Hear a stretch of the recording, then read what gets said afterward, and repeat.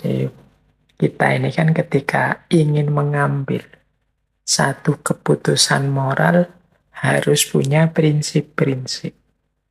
Dalam dunia etika, dunia moral, khususnya moral yang terapan, ketika dijalankan, ketika diaplikasikan, ada dikenal 5 prinsip moral dasar. Jadi ini prinsip moral dasar ini berarti prinsip moral yang paling umum. Kita jangan sampai nabrak 5 prinsip moral yang umum ini. Yang pertama otonomi, yang kedua non-maleficence, yang ketiga beneficence, kemudian justice, dan fidelity. Yang pertama, prinsip moral itu otonomi. Karena moralitas itu mengasumsikan harus diawali dari otonomi, kebebasan. Mengapa harus otonom? Ya karena yang tidak otonom susah untuk dinilai. Tidak otonom itu kan berarti tidak bebas karena keputusannya sendiri, pilihannya sendiri. Mungkin dipaksa orang, mungkin karena struktur kuasa dia tidak bebas, mungkin karena himpitan situasi, dan lain sebagainya. Ini membuat dia tidak otonom. Ketika situasi otonom tidak terjadi, ya kita tidak bisa mengambil atau menilai secara moral. Misalnya terjadi kasus pemerkosaan misalnya. Terus dia diinterogasi, mengapa kok sampean memperkosa orang? Dia jawabnya, Pak, saya itu terpaksa, Pak. Saya diancam orang, Pak. Teman saya ngancam kalau saya tidak ikut memperkosa, saya yang akan dibunuh, Pak. Saya yang akan mereka sakiti, Pak. Akhirnya ya saya ikut melakukan tindakan keji itu, Pak. Ini kan namanya dia tidak otonom, terpaksa. Ya seandainya dihukum pun pasti tidak sama dengan yang lain yang atas kesadarannya sendiri, keputusannya sendiri melakukan keburukan. Maka moralitas itu akan tegak, akan bernilai kalau di sana ada otonomi.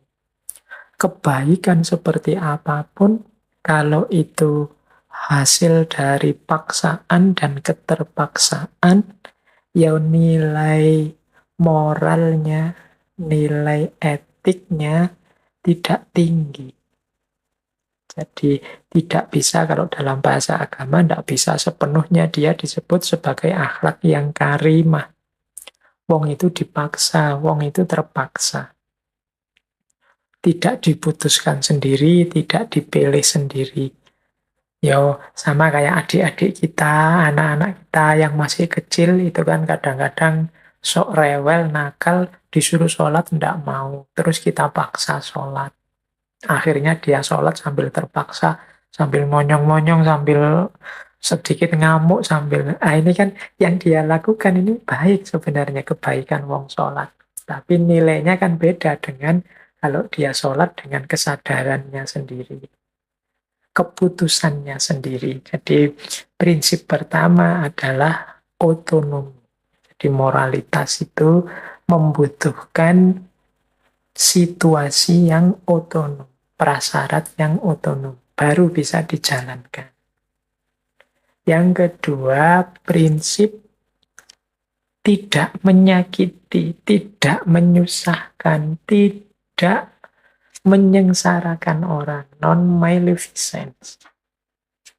Non-maleficence ini prinsip tidak menyakiti, jadi pastikan nanti keputusan moral apapun, tindakan moral apapun tidak membuahkan kesakitan, kesulitan, kesengsaraan secara kita sengaja pada orang lain.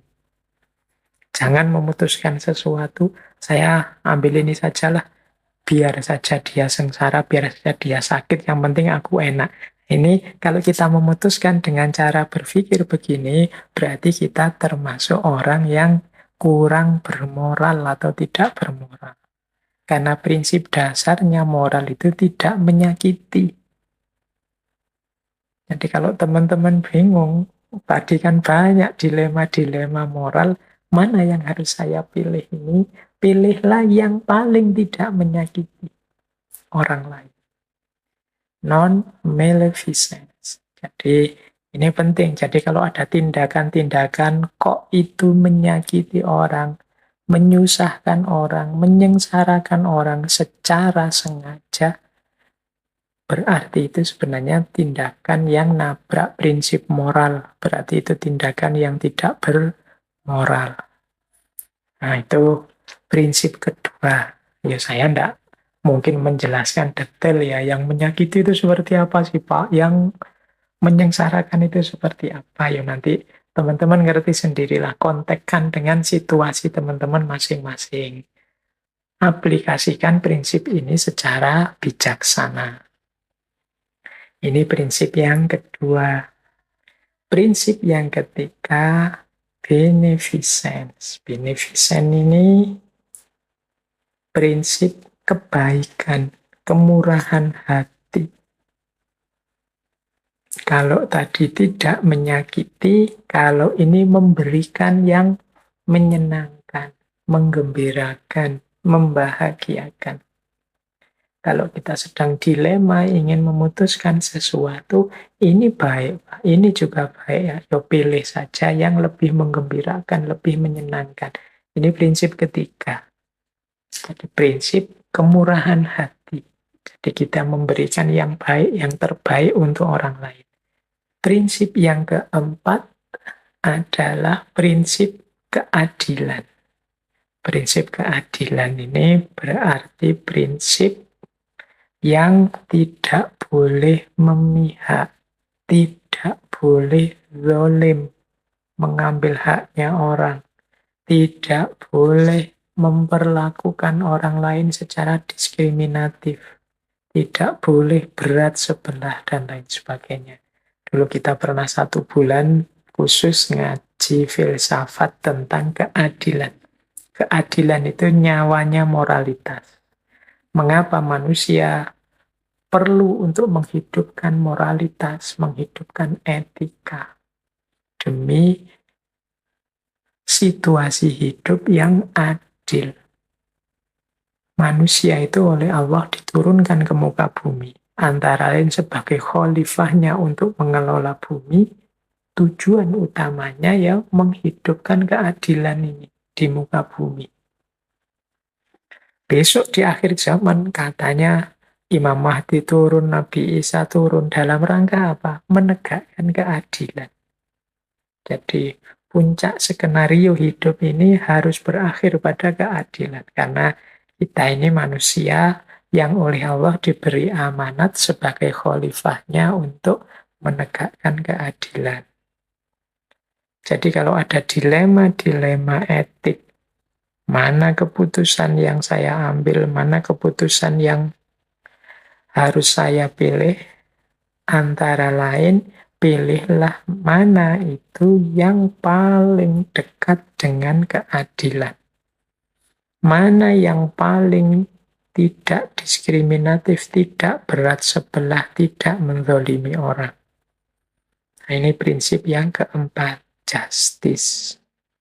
Prinsip yang kelima kemudian adalah fidelity.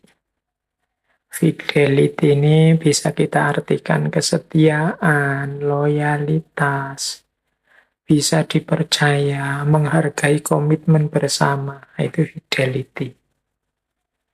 Biasanya fidelity ini antara lain ada ketika kita berinteraksi dengan orang lain dalam kita hidup bersama. Patuh pada komitmen bersama, taat pada yang sudah disepakati. Ini juga prinsip moral. Mungkin sekali waktu kita berhadapan dengan pilihan-pilihan, satu di antara dua, parameter yang perlu kita gunakan adalah parameter fidelity dalam situasi tertentu, yaitu mana yang tadi sudah disepakati bersama, yang harus kita hargai bersama. Nah, itu fidelity. Karena orang yang tidak punya kualitas fidelity, ini orang biasanya disebut orang yang tidak loyal, seorang pengkhianat. Jadi jangan mengambil keputusan yang mengkhianati kesepakatan bersama. Nah, ini namanya fidelity. Ya, situasi-situasi tertentu kita perlu menghidupkan prinsip fidelity ini. Jadi teman-teman, ada 5 prinsip moral. Khususnya ketika kita ingin menjalankan rumus-rumus kebaikan dalam hidup, yang 5 ini jangan ditabrak. Yaitu otonomi, kemudian tidak menyakiti, berbuat baik, murah hati, adil, dan kesetiaan. Jadi, kalau ada situasi dilema moral, mana yang harus saya pilih, mana yang harus saya bela, belalah yang mendukung otonomi, membebaskan manusia, tidak membelenggu, tidak membatasi, tidak menyiksa orang. Kemudian pilihlah tindakan yang tidak menyakiti, tidak menyusahkan orang. Pilihlah juga tindakan yang murah hati, memberikan kebaikan, kebahagiaan, kesejahteraan pada orang lain. Kemudian pilih yang paling adil dan jangan lupa untuk setia pada prinsip-prinsip komitmen bersama. Kalau memang sudah memenuhi standar-standar prinsip-prinsip moral tadi, berarti saatnya kita pilih tindakan tersebut. Meskipun ya kadang-kadang tidak sesederhana kelihatannya. Tapi mari kita berjuang untuk menghidupkan ini. Karena memang manusia itu butuh etika, butuh moralitas untuk hidup yang tertib. Kalau semua orang mengabaikan moralitas, percayalah, tidak lama dunia ini akan kiamat, rusak habis-habisan. Jadi bermoral itu kebutuhan kita, tidak sekedar kewajiban kita. Karena dengan kita menghidupkan aspek akhlak, aspek moralitas, kehidupan kita bersama yang lain, bahkan juga bersama alam, akan harmonis, nyaman, dan menyenangkan.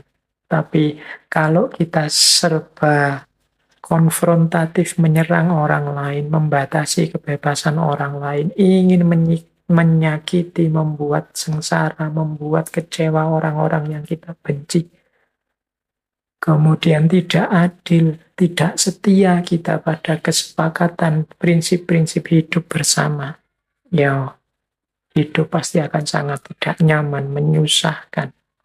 Bahkan mungkin tidak lama terjadi chaos besar-besaran.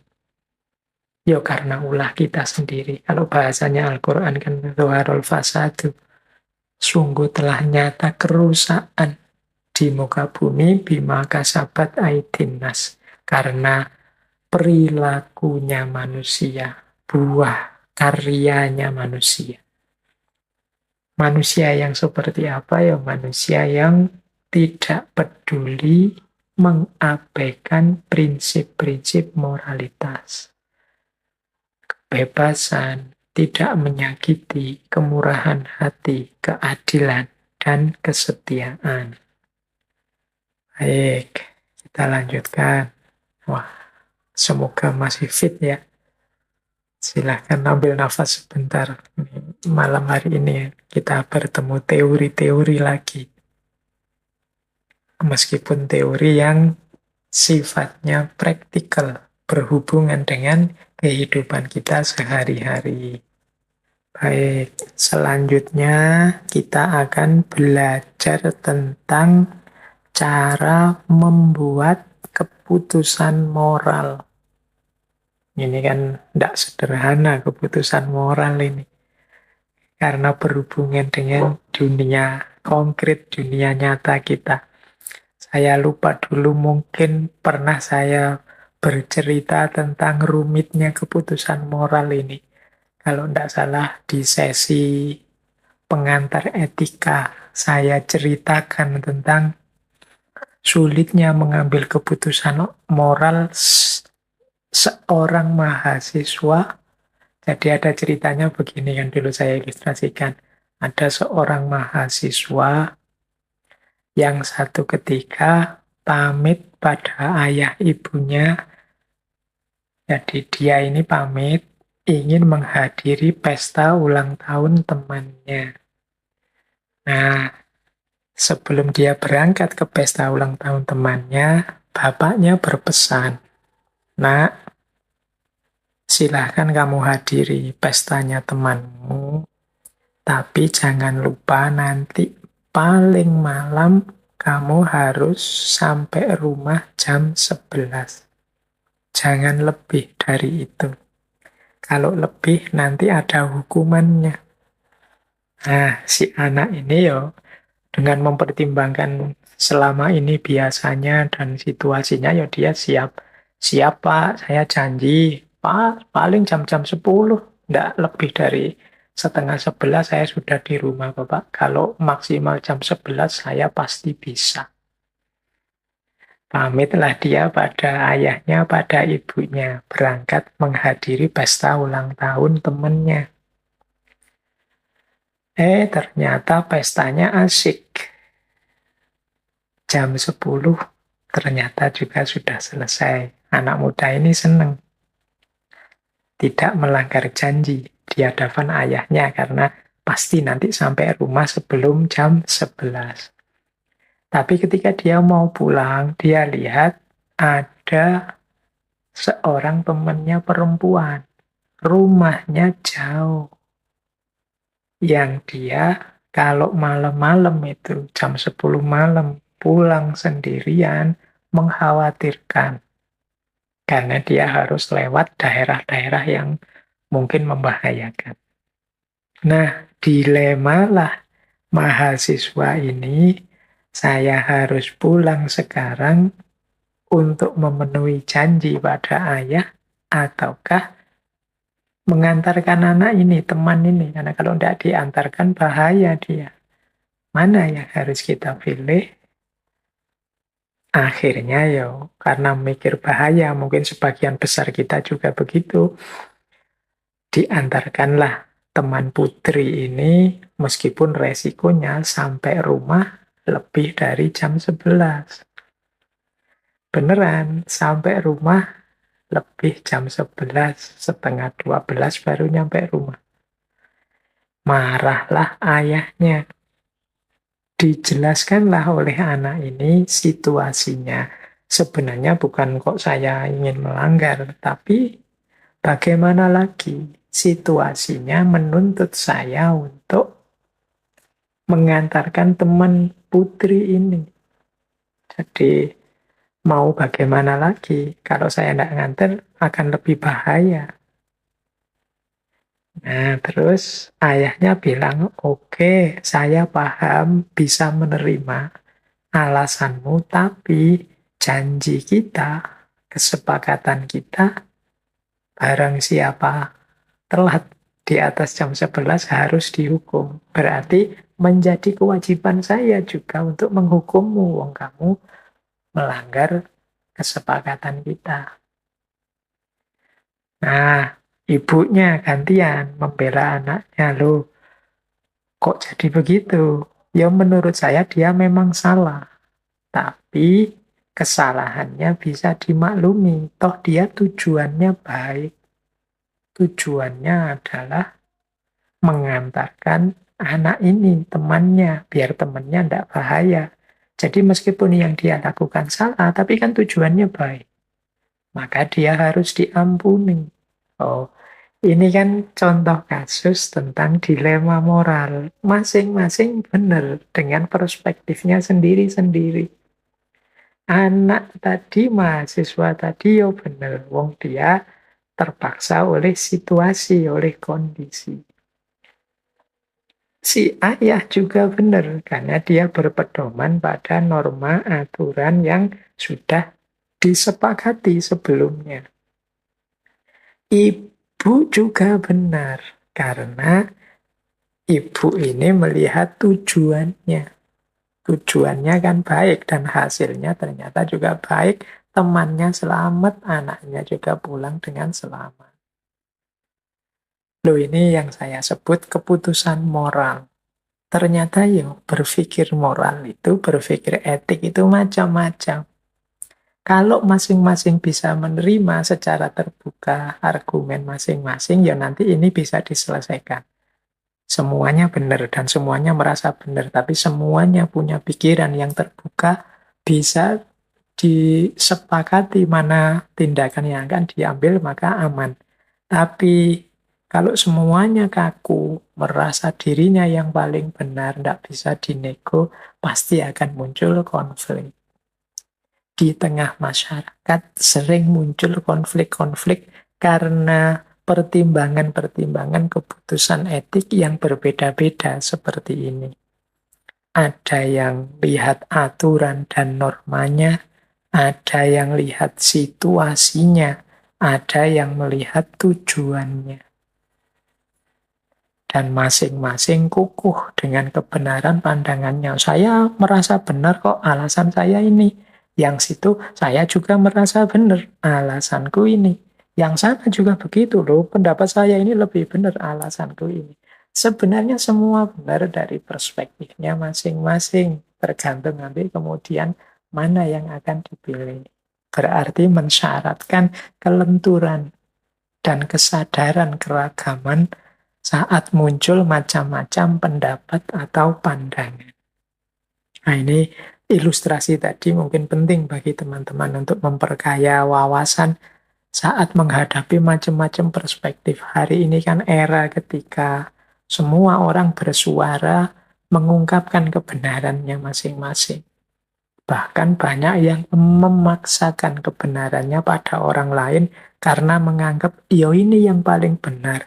Toh aku punya dasar, punya dalil, punya argumen. Dia tidak sadar bahwa orang lain juga menganggap pikirannya benar, dia juga punya dasar, punya dalil, punya argumen. Kalau masing-masing kokoh, kukuh, dan kaku dengan pendapatnya, ya biasanya terus muncul konflik-konflik, buahnya adalah perpecahan-perpecahan, pada akhirnya melahirkan problem-problem, akhirnya semuanya jadi pecah. Kalau sudah pecah terus lemah, kalau sudah lemah akhirnya kalah semuanya. Baik, itu membuat keputusan moral. Gaya kedua adalah dengan menggunakan pendekatan kebajikan atau virtue approach. Sebagaimana tadi sudah dijelaskan, virtue etik itu etika yang fokus pada pembentukan karakter moral. Nah, virtue approach berarti mengambil keputusan moral dengan pendekatan karakter moral. Caranya bagaimana? Ya, yang pertama pastinya dipahami sejak apa karakter-karakter utama yang ingin kita hidupkan. Karakter utamaku itu apa? Jujur, sabar, berani, setia, dan lain sebagainya. Setelah itu baru kemudian apa yang harus aku lakukan sehubungan dengan karakter tadi. Jadi di virtue approach itu misalnya prinsip utama yang ingin saya kedepankan adalah kejujuran. Maka dalam konteks kejujuran, di kasus ini apa yang harus aku lakukan? Atau untuk kasus ini kita butuh kejujuran, kesabaran, dan kesetiaan. Nah, dalam konteks kasus ini, tindakan apa sih yang mencerminkan kejujuran, keberanian, dan kesetiaan. Ini namanya virtue approach, pendekatan kebijaksanaan. Misalnya ada yang menghadapi kasus eh, tuduhan perselingkuhan kayak isu pelakor kemarin ya yang rame itu. Mungkin teman-teman bingung ini memutuskannya gimana ini ya. Sehubungan dengan kasus ini. Itu boleh pakai rumus tadi. Baik, sekarang kita pilih apa yang harus kita lakukan asalkan mencerminkan karakter jujur, berani, dan setia. Misalnya, nah itu berarti apa? Apa bubar saja? Atau apa yang harus dilakukan itu coba dipilih. Yang penting mencerminkan jujur, berani, setia. Yang itu harusnya sudah menjadi karakter kita. Nah, nanti kalau sudah melakukan itu, terus dicek. Dicek itu untuk membuktikan apakah ini sudah benar pendekatan yang aku lakukan. Mengeceknya apa? Yang pertama adalah apakah yang kita lakukan itu memang mencerminkan prinsip atau karakter tadi. Kok keputusannya terus bubar? Apa dengan bubar itu masih mencerminkan prinsip kesetiaan, masih mencerminkan prinsip keberanian, kejujuran misalnya. Itu yang pertama. Kalau ini harus dilacak korelasinya. Yang kedua, apakah aku puas, nyaman dengan keputusan tadi? Kok rasanya ndak enak ya, ganjel ya, ndak nyaman ya. Nah, itu berarti ada yang harus dievaluasi lagi. Mungkin tindakannya salah atau prinsip dan karakternya ndak cocok. Saya milih prinsip untuk sabar. Saya sendiri orangnya ndak sabaran. Ya pantas keputusan seperti itu rasanya ndak nyaman bagiku. Berarti ada yang ndak cocok, ndak nyambung. Saya milih keputusan seperti itu, padahal keputusan seperti itu membutuhkan keberanian. Keberanian bukan bagian dari karakter saya selama ini. Itu terus aku jadinya ndak nyaman. Nah, ini kalau sudah ada jawaban ini berarti ndak sesuai. Perlu dievaluasi lagi keputusan moralnya, berarti ndak cocok. Dan yang ketiga, bisa ditanyakan apakah aku siap menjalankan yang sudah aku putuskan tadi. Kalau ternyata siap, ya kemungkinan memang cocok, sesuai. Tapi kalau kok rasanya berat ya Pak, kok rasanya tidak mungkin saya jalankan Pak, berarti tidak cocok. Mungkin perlu dievaluasi lagi, dicari rumusan-rumusan lain, tindakan yang lebih sesuai dengan karakter kita. Jadi, pendekatan kebajikan, virtue approach dalam membuat keputusan moral itu diawali dari karakter-karakter utama yang kita miliki dan ingin kita hidupkan. Setelah itu, tindakan apa yang relevan, yang cocok dengan karakter kita itu. Kemudian kita evaluasi, kita cek apakah memang sesuai antara karakter kita dengan tindakan kita, apakah kita puas dengan yang sudah kita lakukan, kita nyaman dengan yang sudah kita lakukan, dan yang terakhir, apakah untuk seterusnya aku bisa menjalankan keputusan yang tadi sudah diputuskan. Untuk membuat keputusan moral, itu ada model namanya utilitarianistic approach. Pendekatan utilitarian. Pendekatan utilitarian ini framework-nya tadi teleologis, melihat hasilnya. Utilitarian ini berarti melihat manfaatnya. Jadi manfaat yang paling besar seperti apa? itu yang diambil. Nah, ini namanya keputusan utilitarianistik. Keputusan utilitarianistik itu pertama-tama kita harus melihat siapa saja yang terlibat dalam problem ini.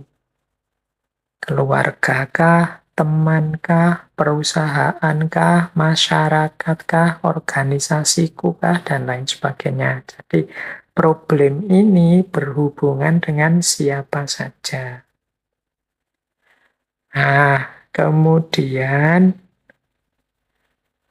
kita harus merangkai keputusan-keputusan yang mungkin diambil. Oh, solusinya mungkin ini, mungkin itu, mungkin ini, mungkin itu. Nah, itu kan solusi-solusi. Kalau sudah lengkap macam-macam solusi, baru kita urai. Kalau solusi ini tadi yang terlibat, itu kira-kira mendapat manfaat apa? Atau mendapat kerugian apa? Kalau saya ambil solusi ini, untuk keluarga ini agak menyakitkan, membuat mereka kecewa. Tapi untuk masyarakat akan menguntungkan. Ini untuk saya pribadi, ini agak menyusahkan. Tapi untuk organisasi, ini akan membahagiakan. Terus, kalau keputusan ini semuanya bahagia kecuali kelompok ini. Kalau keputusan itu semuanya rugi kecuali kelompok ini yang untung. Nah, ini namanya mengkalkulasi, menghitung siapa yang untung, siapa yang rugi. Kalau sudah, baru diputuskan.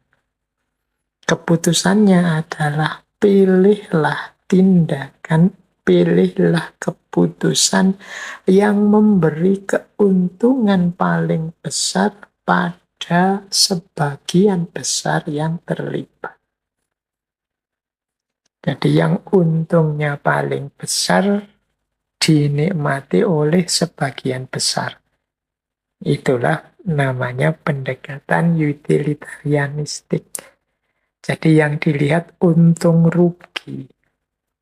Kalau saya melakukan ini, yang rugi hanya dosen, saya untung, teman-teman untung, orang tua juga kecipratan keuntungannya. Ah, berarti ini yang baik, misalnya. Oh, kalau saya ngambil ini, yang enak hanya dosennya saja. Mahasiswanya susah, kampusnya susah, ininya susah. Kalau begitu ini jangan diambil deh. Ini cara berpikir seperti ini, namanya utilitarianistik. Mengambil keputusan berdasarkan guna dan manfaat yang paling besar pada paling besar kelompok. Ini yang pendekatan pertama. Yo, parameternya manfaat dan keuntungan. Yo, manfaat dan keuntungan itu tidak selalu kemudian sifatnya ekonomi.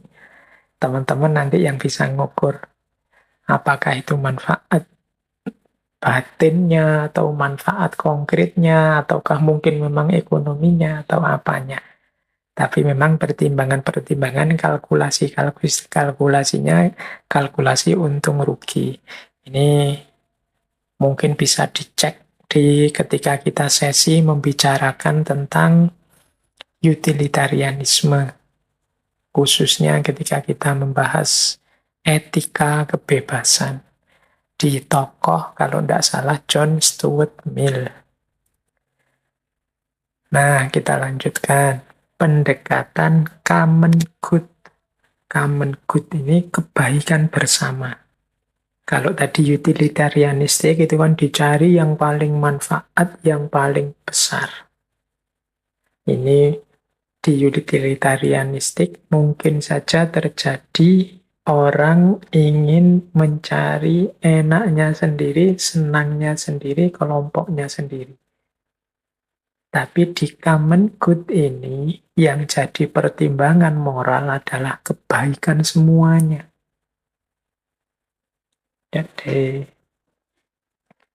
tidak hanya satu orang, sekelompok orang. Bahkan bila perlu, demi kebaikan semuanya ini, kepentingan satu dua kelompok, satu dua orang bisa dikorbankan. Nah, ini namanya pendekatan common good. Cara berpikir common good ini diawali dari melihat seberapa besar sudah masyarakat, dunia sosial, politik sekelilingku sudah memberikan kebaikannya padaku. Kita dari masyarakat, dari pemerintahan, dari negara, di level apapun itu kan juga ada kebaikan-kebaikan yang kita terima. Mungkin keamanan, mungkin kenyamanan, mungkin fasilitas, dan lain sebagainya. Jadi dari sisi ini kita berangkat. Kemudian, yo aku ini sudah banyak mendapat jasa dari luar diriku. Maka kalau bisa, keputusan tindakan yang aku ambil ini memberi manfaat pada semua orang, pada masyarakat sekelilingku, pada lingkunganku, meskipun mungkin aku kesulitan, meskipun mungkin aku dapat susahnya, dapat sulitnya. Tidak masalah. Yang penting lingkunganku, masyarakatku, negaraku, bangsaku dapat untungnya, dapat baiknya. Nah, ini namanya common good. Jadi ketika kita memutuskan sesuatu, kita tidak melihat aku dapat apa, kelompokku dapat apa.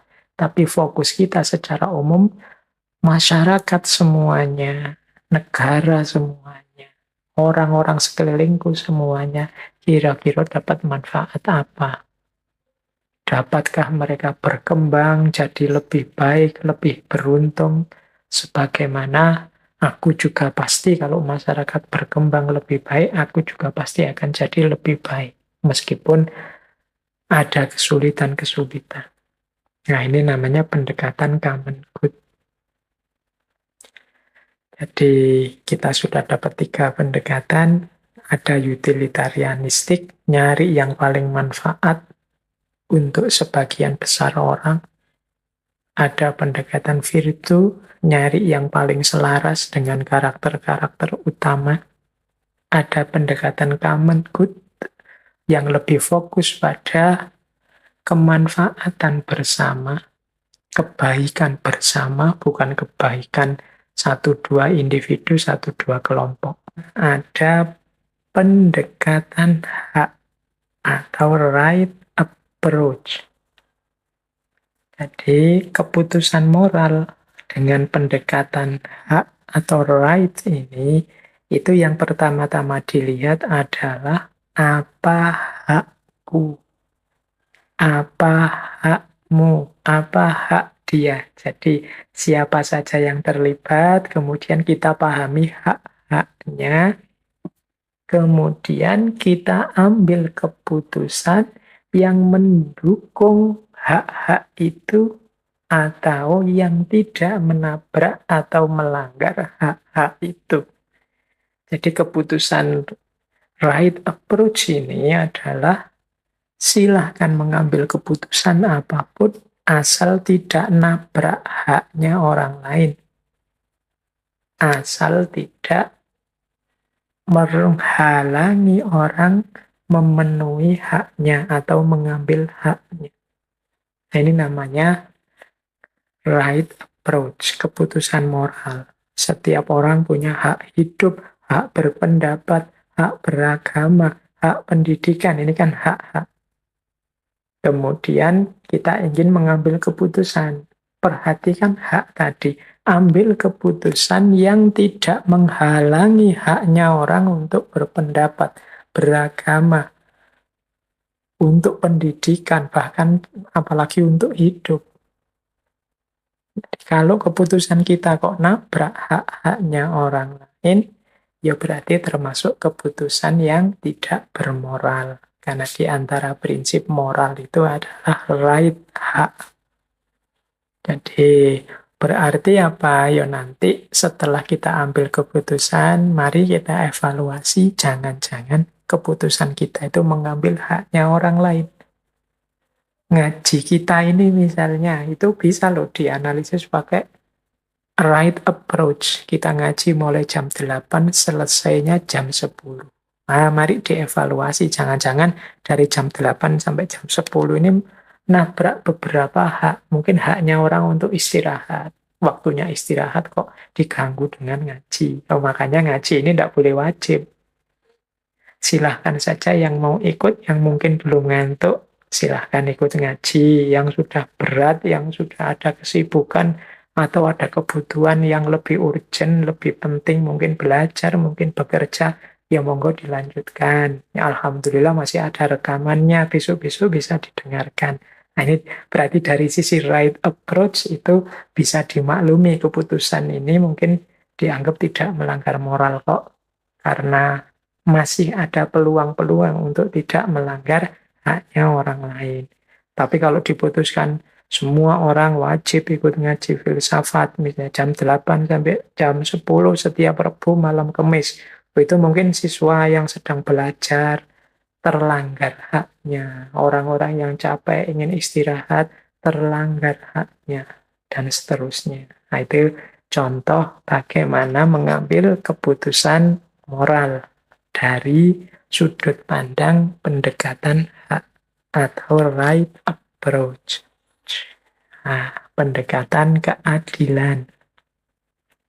Pendekatan keadilan ini ya seperti tadi dijelaskan, keadilan itu adalah paradigma yang tidak memihak, tidak berat sebelah, tidak diskriminatif, tidak menyakiti. Cara berpikir ini diawali dengan sebagaimana dalam pendekatan utilitarian tadi, harus kita cek dulu siapa saja yang terlibat dalam urusan ini.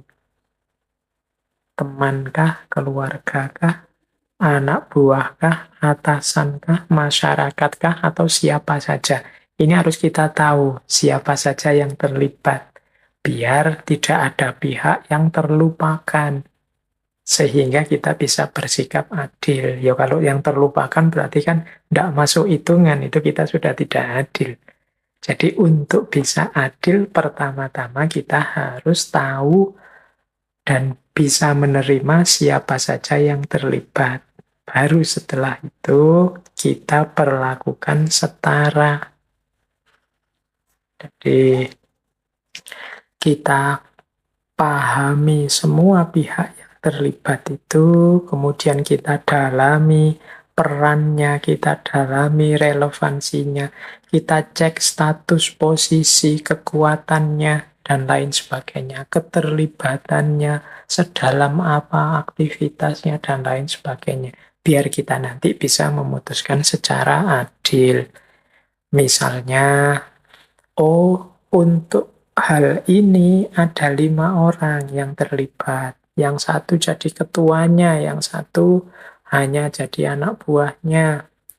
Sementara yang satu ini orang luar ya yang sekali-sekali membantu saja. Oh berarti rewardnya sekian persen untuk ketua, sekian persen untuk pembantunya, sekian persen yang hanya temporer diminta bantuan dan lain sebagainya. Ini jadi kalau semua yang terlibat sudah masuk daftar, tinggal kita ukur, kita hitung kelemahan, kelebihan, posisi, status, kekuatan, kontribusi, dan lain sebagainya.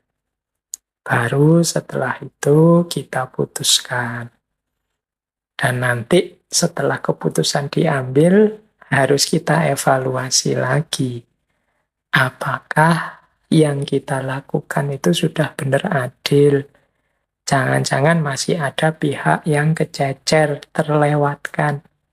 Ini aspek yang terakhir, evaluasi ini penting. Karena kadang-kadang kita itu merasa sudah adil, sudah serius ingin mewujudkan keadilan. Tapi ternyata buahnya tidak seperti yang kita bayangkan. Sehingga kadang-kadang kalau kita diingatkan orang terus marah. Darah tingginya naik, padahal mungkin memang kita kelewatan membacanya. Kelewatan maksudnya terlewatkan membacanya, tidak tidak teliti, ada pihak yang belum terlibat, atau pihak yang terlibat ini belum kita baca secara detail atau dalam kontribusinya, mungkin statusnya. Tidak kita pahami posisinya, sehingga kita jadinya tidak adil. Jadi untuk bisa menghidupkan pendekatan keadilan itu, kita harus tahu siapa saja yang terlibat, peran, status, posisi apa yang dimainkan. Kemudian setelah keputusan diambil, kita juga harus mau dan siap melakukan evaluasi-evaluasi. Biar kalau ada yang keliru, wong yo manusia itu tidak ada yang sempurna, apalagi dalam hal keadilan. Yo kita siap untuk lebih baik lagi, lebih baik lagi. Yang mengingatkan juga begitu, tidak perlu harus pakai marah-marah, pakai merusak-merusak atau melakukan hal yang justru kontraproduktif. Hanya karena satu dua kesalahan kecil bukan berarti kemudian melakukan tindakan yang merusak semuanya, menghancurkan semuanya. Ada yang memang cukup diperbaiki, beberapa yang keliru-keliru diluruskan saja. Ada yang harus didekonstruksi, diatur ulang strukturnya. Tidak harus semuanya didestruksi, dihancurkan. Jadi yang kita butuhkan mungkin perbaikan, bukan penghancuran dan penggantian. Seringkali seperti itu. Yup, itulah gunanya evaluasi. Yang dievaluasi juga jangan tipis telinganya, jangan mudah tersinggung, mudah marah, apalagi tidak mau dikritik. Yang tidak mau dikritik itu ya biasanya tidak bisa lagi berkembang jadi lebih baik. Nah, itulah makanya kita penting belajar membuat keputusan moral yang adil.